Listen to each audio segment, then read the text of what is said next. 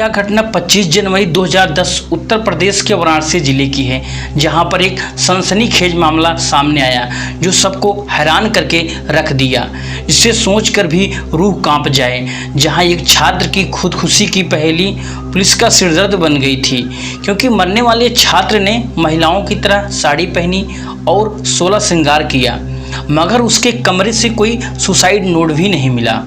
जबकि आसपास खून के धब्बों ने रहस्य को और गहरा कर दिया है, क्योंकि जो उसने महिलाओं की तरह 16 श्रृंगार किया था और सारा मेकअप किया, हाथ में चूड़ी और फिर साड़ी भी पहनी, और उसके बाद रिश्तेदारों ने उसकी लाश उसके कमरे में फंदे से झूलती हुई देखी। ये उस छात्र के इस रहस्यमयी हालात में हुई मौत जिला वाराणसी से सामने आया। दोस्तों, इससे पहले कि आप इस कहानी में खो जाएं, प्लीज़ वीडियो को लाइक और चैनल को सब्सक्राइब करके बेल आइकन घंटी को दबाकर ऑल को ज़रूर सेलेक्ट कर लें। दोस्तों, यहाँ आपसे रिक्वेस्ट है। दोस्तों, जैसा कि हमने यहाँ पहले भी बताया कि घटना उत्तर प्रदेश के वाराणसी ज़िले की है, जहाँ पर सुमित सिंह 22 वर्षीय एक होनहार छात्र है जो IIT प्रवेश परीक्षा की तैयारी से जुटा था। सुमित का परिवार मध्यम वर्गीय और उन्होंने अपनी सारी उम्मीदें सुमित पर टिका रखी थी। सुमित भी अपने माता पिता की उम्मीदों पर खरा उतरने के लिए दिन रात मेहनत करता था, लेकिन पिछले कुछ समयों से सुमित के व्यवहार में कुछ बदलाव देखने को मिल रहे थे। वह पहले की तरह खुशमिजाज नहीं था। उसके करीबी दोस्तों ने बताया कि सुमित अक्सर खुद से बात करना रहता था और कई बार अनमना सा रहता था, लेकिन किसी ने भी इसे गंभीरता से नहीं लिया।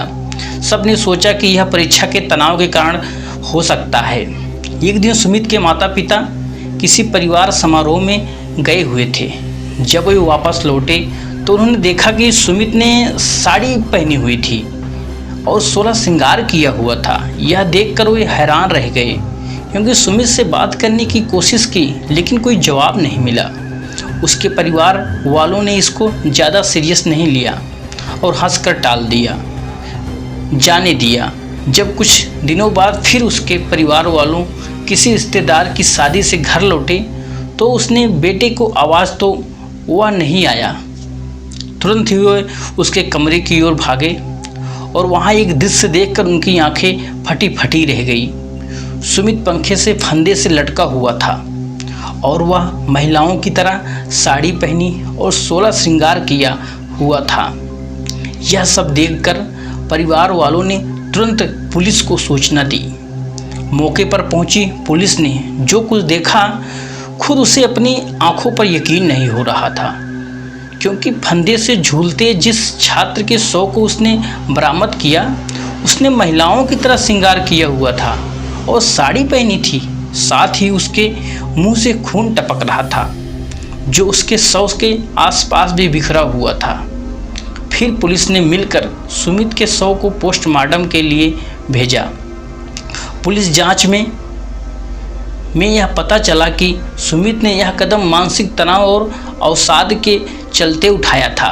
उसके कमरे में एक डायरी मिली, जिसमें उसने अपने परिवार और मानसिक संघर्षों का उल्लेख किया था। उसने लिखा था कि समाज की अपेक्षाओं और अपनी पहचान को लेकर वह बहुत परेशान था। सुमित की मौत से पूरे इलाके में सनसनी फैला दी। लोग सुमित की मौत के कारणों को लेकर अटकलें लगाने लगे। कुछ लोग इसे मानसिक स्वास्थ्य की अनदेखी का परिणाम मान रहे थे, लेकिन जब कुछ लोग इसे समाज की कठोरता का परिणाम बता रहे थे।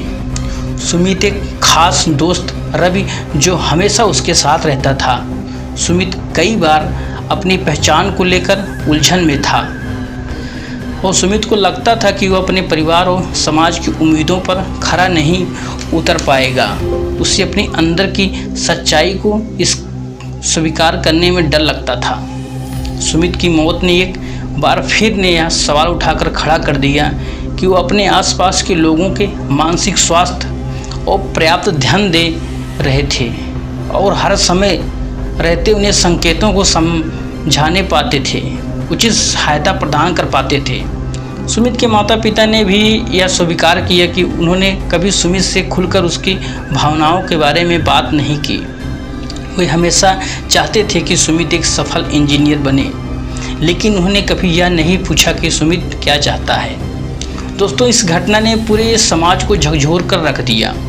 सुमित के स्कूल और कॉलेज के दोस्तों ने मिलकर एक जागरूकता अभियान शुरू किया, जिसमें वे मानसिक स्वास्थ्य के महत्व को समझाने की कोशिश कर रहे हैं। यह घटना एक सबक है कि हमें मानसिक स्वास्थ्य को प्राथमिकता देनी चाहिए दोस्तों, और अपने आसपास के लोगों के साथ खुलकर बात करनी चाहिए ताकि ये दुखद घटनाओं को रोका जा सके।